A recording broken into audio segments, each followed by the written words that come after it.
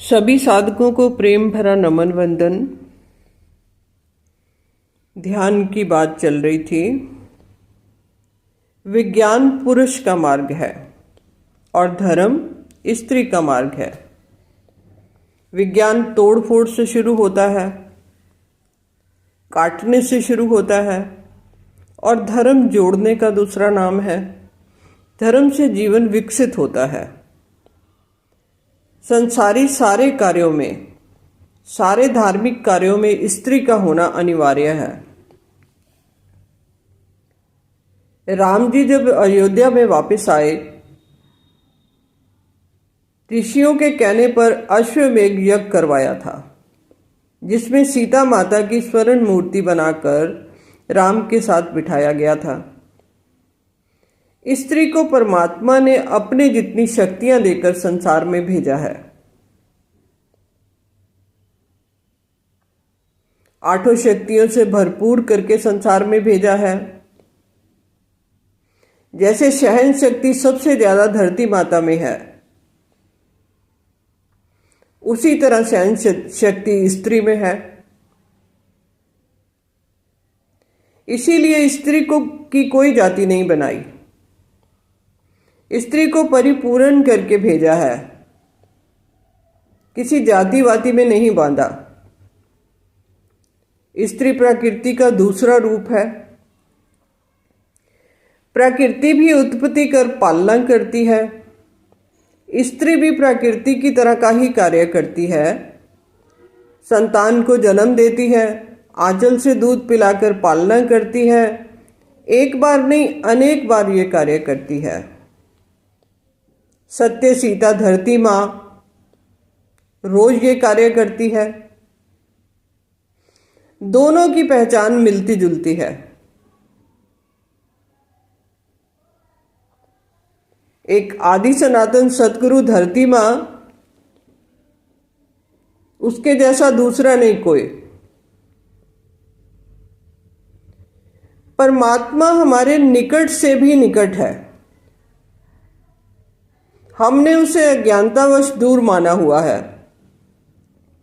जिस दिन हम ये जान लेंगे कि परमात्मा अति निकट है,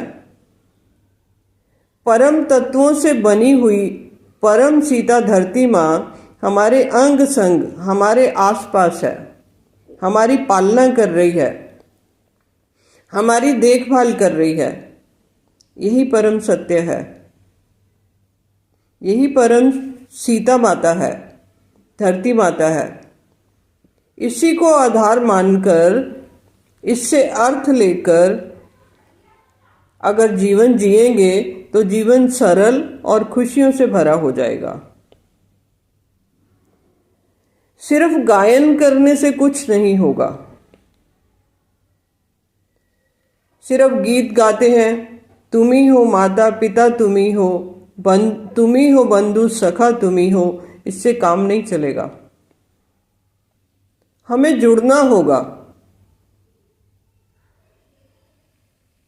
उस सत्य सत्ता से अर्थ कैसे लेना होगा, उसकी विधि सीखनी होगी।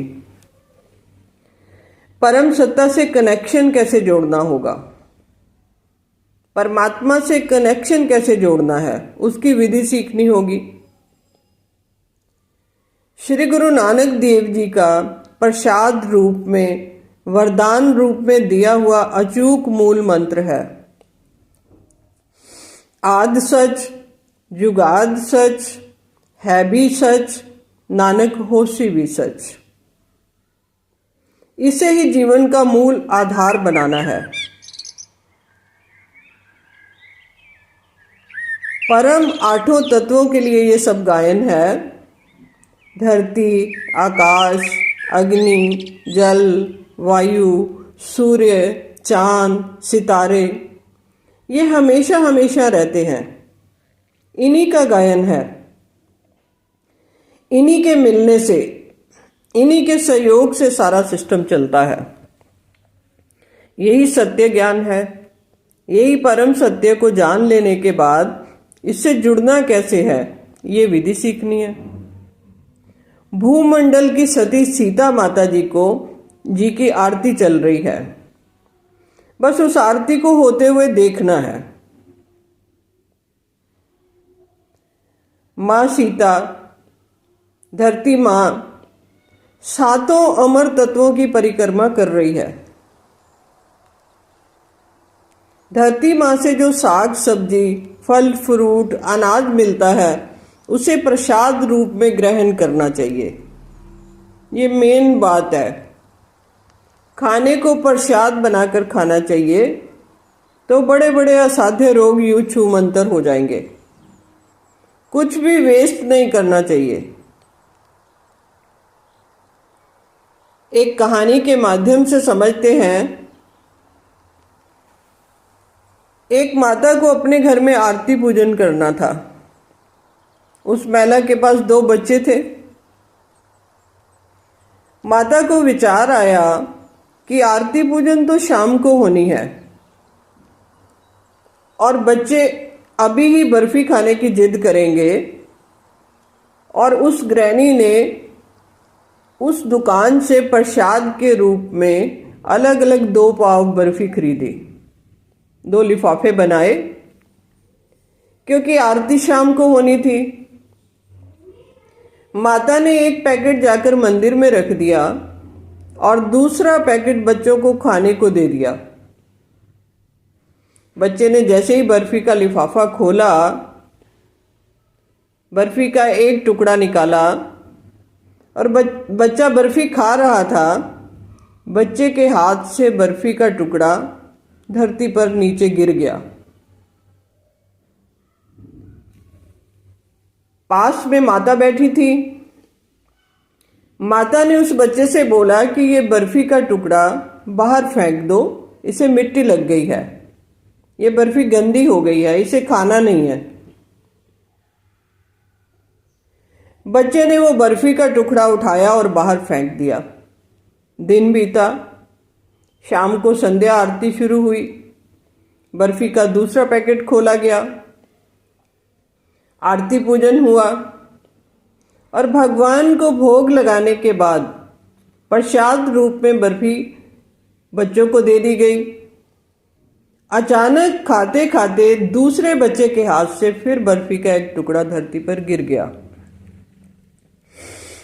और माँ ने उस बच्चे को कहा कि इस बर्फी को उठाकर खा लो, ये प्रसाद है, इसे नीचे नहीं फेंकते। बच्चे ने धरती का टुकड़ा उठाया, धरती पर से टुकड़ा उठाया और खा लिया। अब बात को समझना है। महिला भी वही थी, बर्फी भी एक दुकान से लाई थी, पैसे भी उतने ही लगे थे। तो क्या बदल गया? उन दोनों लिफाफों में बदला क्या? महिला भी वही थी। सुबह जब बर्फी गिरी थी तो उसने अपने बच्चे से कहा था इसे बाहर फेंक दो, और शाम को जमीन पर गिरी हुई बर्फी को उठाकर खाने की बात कही। सुबह कुछ और कहा और शाम को कुछ और बोला। तो शाम को क्या बदल गया था?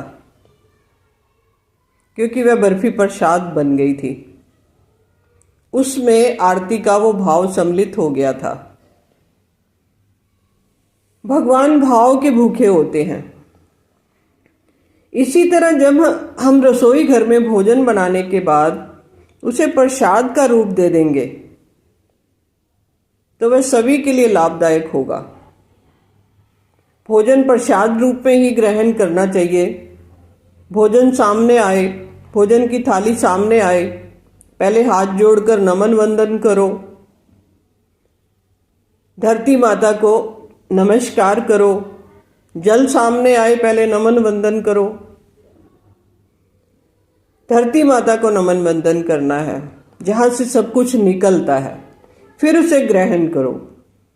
जैसे मंदिरों में, गुरुद्वारों में लंगर से पहले सिमरन होता है, जाप होता है, उसके बाद लंगर वर्ताया जाता है, और वह कितना स्वादिष्ट होता है। ये नित्य नेम बना लेना चाहिए, और यही विधि सभी बच्चों को भी सिखानी चाहिए। बच्चे की पहली पाठशाला माँ की गोद में पूरी हो जाती है। 7 साल की उम्र तक पूरी हो जाती है, और धर्म स्त्री ही सिखा सकती है। धर्म और कर्म की शिक्षा माँ से ही सीखी जा सकती है, उसके लिए कोई दूसरी पाठशाला नहीं बनी। इसी का गायन है। यह पहली पाठशाला की अति आवश्यक जानकारियां हैं जो प्रत्येक माँ को अपने बच्चे को देनी चाहिए। सातों तत्वों की जय जयकार सिखानी चाहिए, आठों शक्तियों का ज्ञान देना चाहिए। अभी कोरोना में कुछ घरों में बच्चे को ये कहा जाने लगा था कि जब आप अपने हाथ धोते हो तो गायत्री मंत्र का जाप करो। किसी तरह बच्चे को गायत्री मंत्र का जाप सिखाना चाहिए। गायत्री मंत्र का जाप किस लिए जरूरी है, ये अगली कड़ी में बात करेंगे। आज इतना ही।